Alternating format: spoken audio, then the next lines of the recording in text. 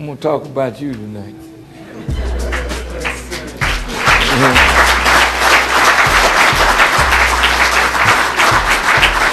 Now, Brother James has to be a sincere brother to come on the west side where people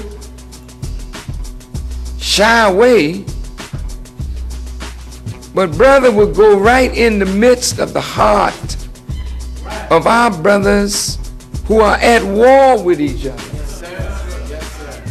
to try to bring peace between our family, whether it's the El Rukans or the gangster disciples, the vice lords, or the four corner hustlers. And I don't know all the names, but I know my family is with all those names. And sometimes as family, we're at war with each other.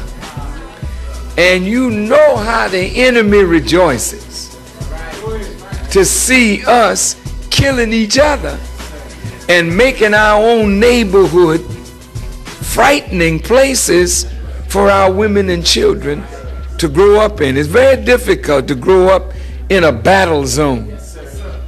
And sometimes when the brothers are fighting each other, come on up, Minister Ishmael. And the brothers are fighting each other and shedding each other's blood, they don't trust each other. But they have trusted Minister James to walk between each of the warring members of our family. And they trusted him that he wouldn't take sides, but try to ferret out where truth is, where justice is, where right is, and bring our family together. He saw this place. It was a church. I came here when it was a church. And we have friends in the banking industry, but they never would give us a loan to purchase this building. No bank gave a loan to purchase this building. So Brother Farrakhan, knowing that I have good credit, at least I used to have, I borrowed the money so that Brother James could purchase this building. It was $150,000. The building did not cost that much. It was about maybe $135,000 with about $15,000 left over. But you needed to paint, you needed to put carpet down, you needed to do things to make the building look better for our people.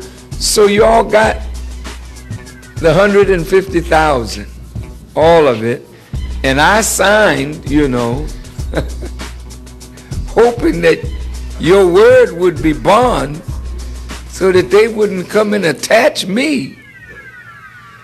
And at first, you all were doing so great. You raised $50,000 in 3 months, 3 weeks, pardon me, and I gave it back to the bank knowing that the bank would be happy. Boy, we got our money in a short period of time. Well, that was great. But then, you know how things are when you riding fast and hit a bump?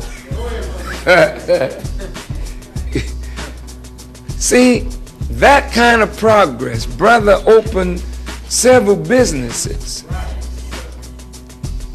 Some of it was personal, but so what? You know, you not taking care of him. Man gotta live, man gotta eat, man got a family. The man is working 24/7. Why would you think he's hustling you?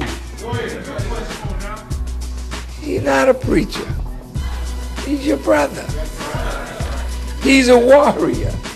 He's not here trying to make no big money off of you. So he set up businesses so that the businesses could bring money in to help him, help you, help the Mars. And then some of us wouldn't work in the business. We said, well, this is somebody's personal business. So the businesses were turned over to the Mars. They're yours now. And you, who among you would let your own business close down? Because why would you do that? Well, you see, when you're making the kind of progress that brother was making, naturally then you have to have opposition, brother. And without opposition, you don't even know how strong you are. But most importantly, you don't know God without opposition. Brother James is a good person. He's raw. I mean, if you're looking for a polished stone, don't look for Brother James. Look for Brother Farrakhan, you know what I mean? But I've had 40 years to be polished. The West Side don't need polish. Need a brother that can speak the language of the people.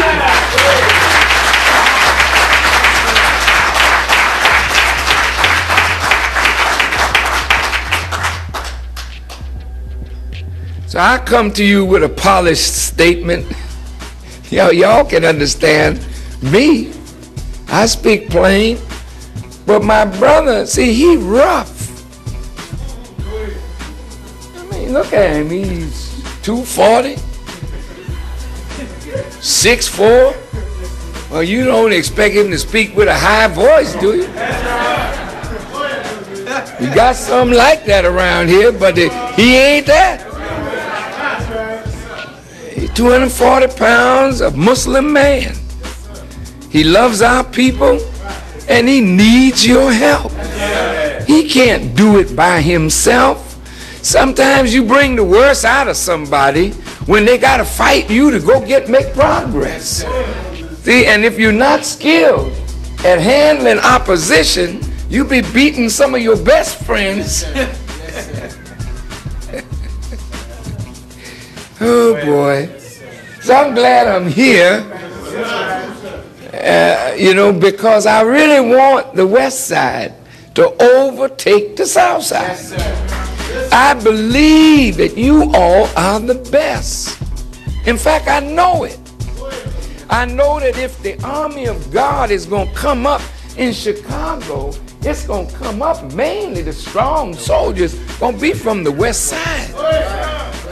And I've told my son, man, you got to preach.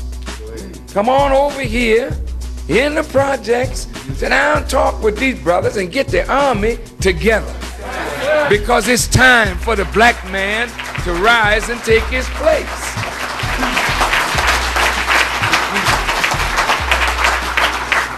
It's time for us on the West Side, man, to set an example for the rest of Chicago. You can't be killing one another and think you're in the favor of God. You may not like your black brother who is in another organization that's different from yours, but God loves that brother that you smoking. And he loves you who's smoking your brother. But he's getting angrier by the minute at you for what you're doing. And I don't want his anger to burst forth because he's about to lay death on us.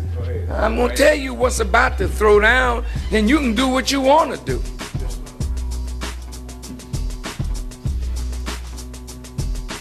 But y'all don't need to be fighting Brother James.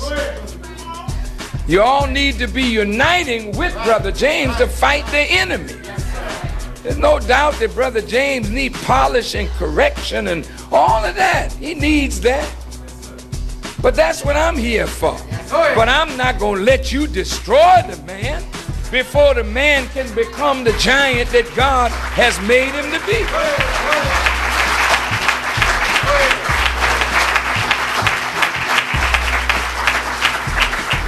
One minister is worth 10,000 captains. Go ahead, go ahead. I say it again. One good minister is worth 10,000 captains. This man brings soldiers from his mouth. Go ahead. Captains train them after he bring them. Right. The greater this man is in preaching, the greater the army come, male and female.